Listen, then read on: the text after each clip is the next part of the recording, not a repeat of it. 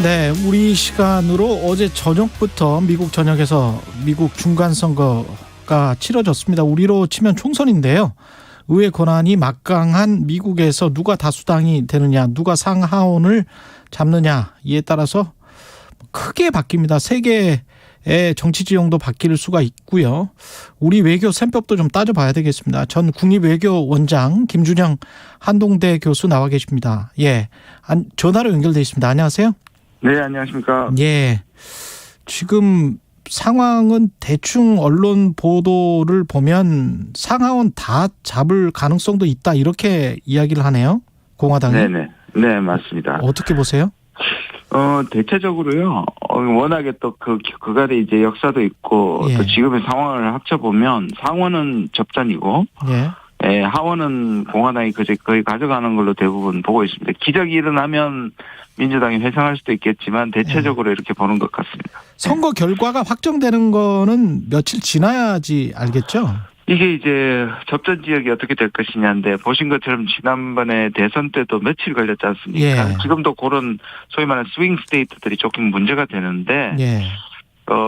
지난번에 그 전례를 참고 삼아서 지금 선거관리위원회들이 빨리 한다. 왜냐하면 길어지면 이게 또 부정선거 시비가 그렇죠. 잇따르기 때문에 지난번보다는 단단히 준비를 하고 좀 빨리 내려고 하는 움직임은 좀 보입니다. 예. 만약에 공화당이 하원을 이기게 되면 또는 네. 상원까지 다 가져가게 되면 시나리오가 어떻게 되나요? 하원을 가져가게 돼도 바이든 정부 정책에 제동이 많이 걸립니까? 둘 다 뺏기게 되면 그야말로 동력이 완전히 끊어질 것이고요. 예. 근데 지금 예상대로 그러면 상원에서 어떻게든 민주당이 가까스로 지켜내고 하원을 가져가면 어떻게 되냐가 이제 문제가 되는데요. 그렇게 되면 일단 피곤해집니다. 하원이 가지고 있는 게 뭐냐면 청문회라든지 조사권이거든요. 그렇군요. 그러니까 중요한 법안은 상원하고 같이 돼야 되는데 예. 법안을 통과시킬 정도의 동력은 못 가져와도 굉장히 괴롭히고 힘들게 만들 겁니다. 그렇군요. 네. 관련해서 왜 과거에 동물원도 문 닫고 왜 셧다운 같은 거 그런 거 있었지 않습니까? 예산안 승인 안 해줘가지고. 그렇죠. 예산권 가지고 애먹일 수 있죠. 맞습니다. 예. 네. 그것도 하원을 가져가면 그렇게 될 수 있습니까? 네, 그렇습니다. 네네네. 그게 그러면 전 세계 금융시장에 미치는 여파도 그때도 상당했었거든요. 그때 미국이 그렇죠. 셧다운 돼가지고. 네, 그럴 가능성이 있죠. 맞습니다. 지금 네.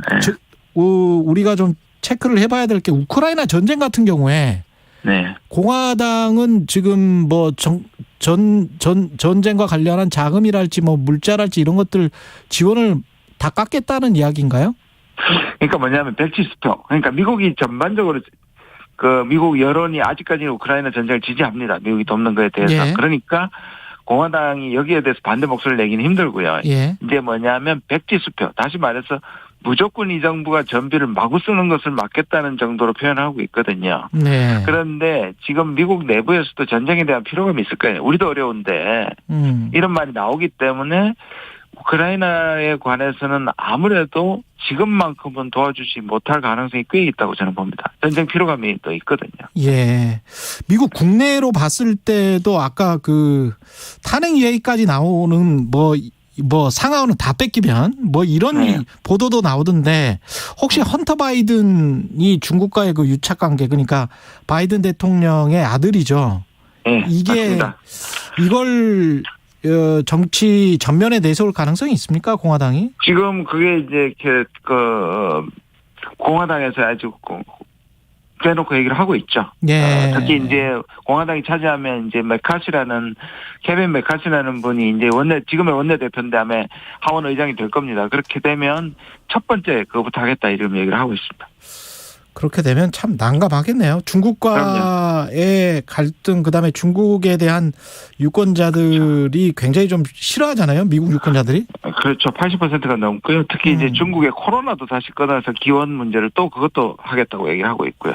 그럼 인플레이션과 관련해서 금리 인상만 계속하고 중국과의 공급망, 그다음에 중국과의 어떤 무역 갈등을 해소하면서 어떻게 좀 온정적으로 온유하게 가볼 수 있는 그런 가능성은 완전히 차단되는 겁니까? 그래서 이 부분인데요. 예. 제가 작년에 말에 갔을 때 이제 미국의 고위층하고의 비공개 회의에서는 재밌는 전망이 나왔습니다. 미국 측인데요. 예. 중국 전체를 담당하는 분인데 예. 뭐라고 말했냐면 중국도 연임이 3년임이 끝나고 미국도 중간선거가 끝나면 예. 조금 소강 상태로 가지 않을까. 국내 문제에 집중하면서 이렇게 얘기를 했거든요. 예. 그럼 민주당이 이제 우세할 때 얘기고. 그렇죠. 말씀하신 이제 공화당이 나면 이거는 이제 아까 말씀이 중국 문제와 연결된 것들을 정쟁의 문제로 삼았을 때. 그럴 것 같아요. 예, 다시 불이 붙을 수 있죠. 거기다 이제 헌터 바이든이 중국과의 유착관계 때문에 지금 맞습니다. 조사를 받을 것 같기 때문에 바이든 대통령 입장에서는 중국한테 계속 강공 노선을 취할 수밖에 없는 입장으로 몰릴 거란 말이죠. 그렇죠. 맞습니다. 그럼 상승작용을 일으키겠죠. 그렇죠. 네. 그러면 전 세계 인플레이션 관련해서도 뭔가 뾰족한 해결책은 없는 거네요. 공급망과 관련해서는. 그렇죠. 그러니까 지금까지도 사실 바이든이 이 공급망이나 통상정책에서는 트럼프 2.0이라고 아예 내부에서 얘기하고 있으니까. 그러면 우리 쪽으로 넘어와서 IRA 관련해서 인플레이션 감축법 하면서 전기차 보조금 대상에서 제외를 시켜버렸잖아요. 우리를. 예. 이거는 어떻게 보세요? 공화당이 잡으면? 국내 언론에서 이제 두 가지 점에서 주목해가지고 공화당이 되는 게 유리하다 이렇게 말씀하시는 것 같아요. 예. 첫 번째는 IRA 자체를 공화당이 첫부터 반대했었다. 그다음에 두 번째는 특히 한국을 제외한 것은 실책이다. 이런 부분에 대해서 공화당 의원들이 발언이 좀 있었거든요. 있었어요. 예. 근데 제가 보기에는 아까 말씀드린 바이든도 이 부분에 대해서는 비슷하고 특히 바이든이 IRA를 통과시키고 난 다음에 지지율이 꽤 올랐거든요. 이걸 공화당이 봤을 겁니다. 그렇게 보면 물론 한국에 대해서 우호적인 얘기를 하고 있더라도 이 법안 자체에서 한국을 위한 법안을 새로 만든다든지 유예 조항을 한국만을 위해서 만든다는 것이 저는 쉬워 보이지 않고요. 오히려 이 부분에 대해서는 그대로 간다. 통상정책 이게 문제가 아니고 우리는 이제 당장 IRA지만 배터리라든지 반도체에 있어서 계속 통상 압력과 오히려 우리는 그거를 대비해야 된다. 물론 이것도 우리의 유예 조항을 만들어내야 되지만 이런 부분에 대해서는 누구의 승리에 상관없이 우리가 좀 괴롭게 될 것이다. 저는 그렇게 생각합니다. 그 IRA 밑에 있는 기전은 사실 일자리 지키기 또는 일자리 획득하기, 네. 제조 복구, 자국 미국 우선주의 이거잖아요. 그러니까 미국이 지금 우리가 그걸 보면 꼭 중국을 배제한다는 데만 방점이 있는데 중국이 빠져나간 자리에 미국의 제조업의 경쟁력을 회복하겠다는 거고 그 회복을 빨리 하기 위해서 한국을 끌어들이는 겁니다. 한국이나 대만이 일본을 끌어들여가지고 빨리 하겠다는 거거든요. 이게 미국 선거하고 얼마나 관련이 있냐 하면은 미국에서는 소위 말하는 러스트 벨트가 문제잖아요. 그렇죠. 미국의 제조업을 이끌었던. 그래서 이렇게 표현을 합니다. 그 러스트를 벗겨야만 이긴다. 그러니까 미국의 그 녹을 벗겨야 하면. 예. 그리고 바이든 정부도 중산층을 위한 대외 정책이라고 못 받고 있거든요. 그러니까 그렇죠. 남은 2년도 그렇고 공화당 것도 그렇고 이게 미국의 정권을 가져오는 문제와 도 연결되어 있기 때문에 통상 압력은 그 대세는 아마 벗어나기 힘들 겁니다. 그럴 때 우리는 우리의 제조업이 가질 어떤 압박감, 위기 그러면 줄어들게 되는 거는 거의 자명합니까? 그렇죠. 그런데 우리가 자꾸 경제 동맹이라고 얘기하는 그거에 사실을 해놓게 되면 안 되거든요. 경제 동맹이 어디 있습니까? 솔직히. 경제는 이익을 챙기는 거거든요.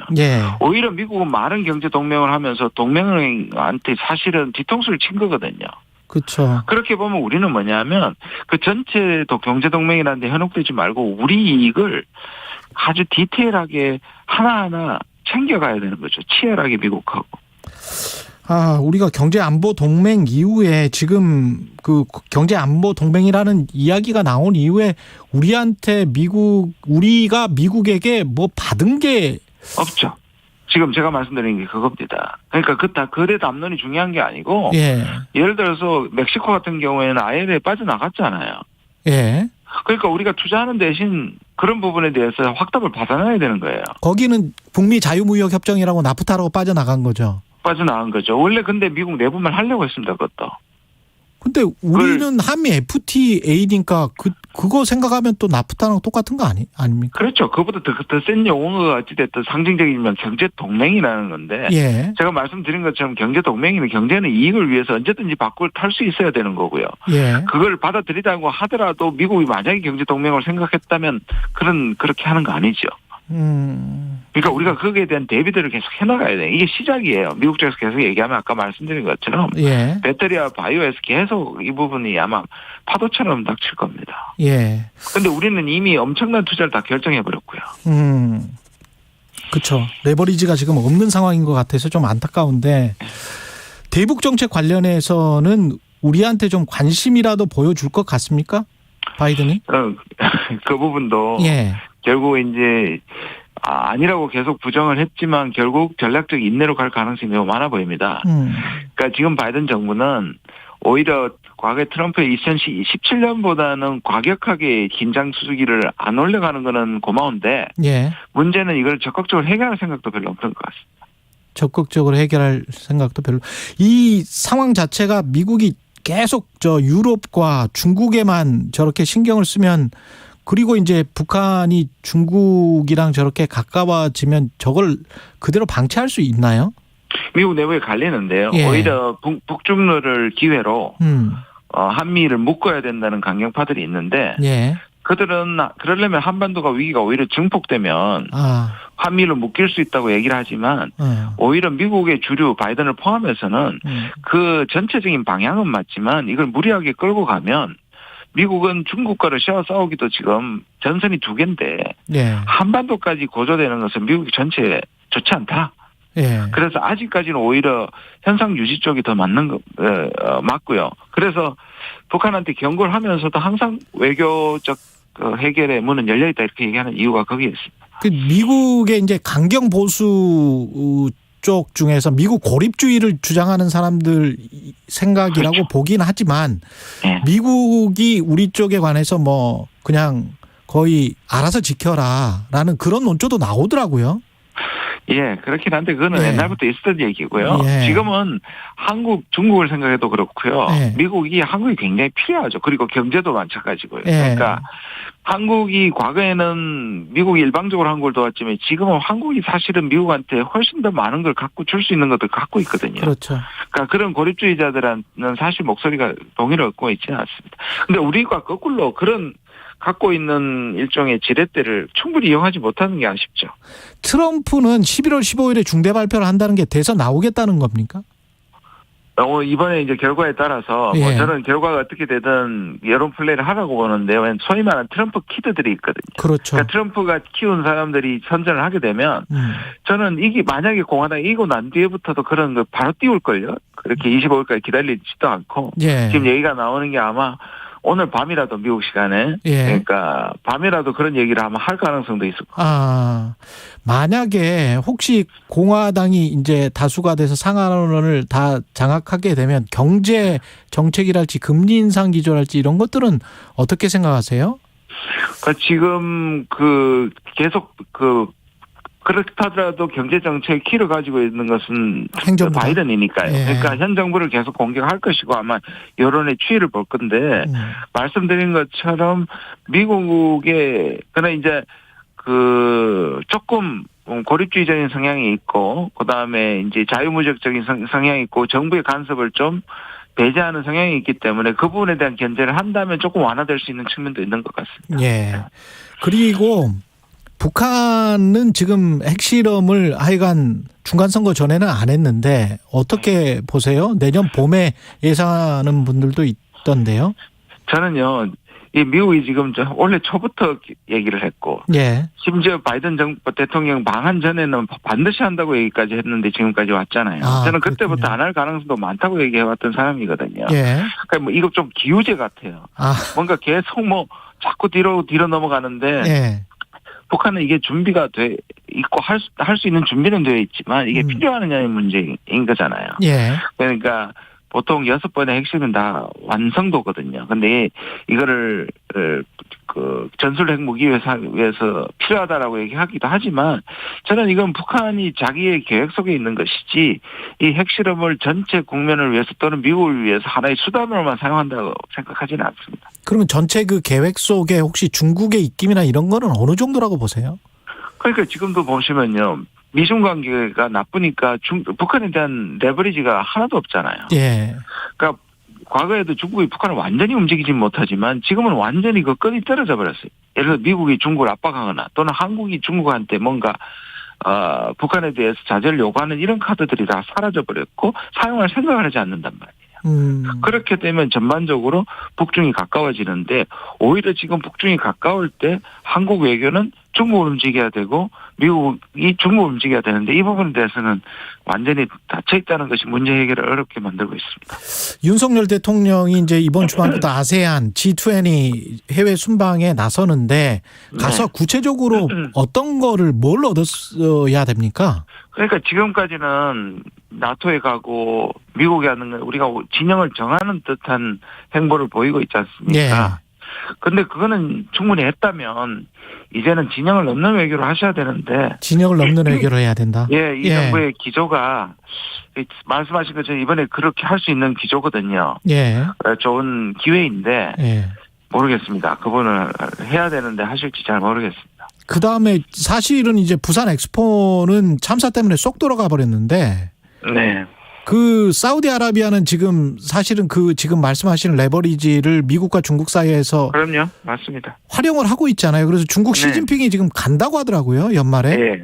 맞습니다. 예. 그 중국은 뭐 직접적으로 외교부에서 지금 확정은 안 했다. 뭐 이런 식으로 지금 말은 하고 있는데 간다고 하면 사우디에서는 리야드 지지해 달라라고 분명히 요구할 거고 그렇게 되면 부산 엑스포는 굉장히 힘들어지는 거 아니에요? 예, 지금도 불리한데요. 네. 현재 상황이 지금 그렇게 되고 있죠. 근데 뭐 리야드뿐만 아니라 지금 엑스포뿐만 아니라 우리가 지나치게 빨리 진영을 정해서 손해보는 게 너무 많죠. 지금 인도만 보더라도 예. 쿼드에 가입하면서도 대러 제재는 안 하면서 이제 러시아로부터 엄청난 싼 가격에 지금 그렇죠. 에너지를 수입하고 있단 말이에요. 그런 외교를 우리 해야 되는데 편을 너무 빨리 정하는 것 같습니다. 베트남도 지금 그러는 거 아니에요? 지금 예, 베트남, 인도네시아 다 마찬가지입니다. 그렇죠. 우리만 전적으로 지금 미국한테 올인하고 있습니다. 그래서 미국으로부터 뭘 얻으면 또 좋은데 지금 맞습니다. 예 얻은 게 없어서 이번 G20에서 좀 기대를 해보는데요. 잘 모르겠습니다. 네. 예. 알겠습니다. 여기까지 듣겠습니다. 네. 예. 네. 한동대학교 김준영 교수였습니다. 고맙습니다. 네, 감사합니다. 여러분은 지금 KBS 1라디오 최경영의 최강 시사